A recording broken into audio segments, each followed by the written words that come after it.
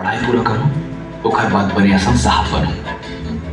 అమ్మ నువ్వు చాలా మంచి పెరడికి చూసు, నీకు చాలా హుషారుగా చూసుకుంటారు. ఈ అబ్బాయి నిన్ను చాలా చక్కగా ఇంకా బాగా చూసుకుంటారని నా అభిప్రాయం. इसका मतलब क्या होता है श्रीदेवी? इसका मतलब ये होता है टीजर के मोर बाबू कहा थे कि तोरा से क्यूट बेबी खोजे में नहीं मिले। यह तलब बिहाव के बाद घुमाही फिराही और कस के खवाही। अरे तुम तो छत्तीसगढ़ी बोलना सीख गया, इतना जल्दी कैसे सीखा? बाबू मैंने सीखे, डीजल मला सिखायचे.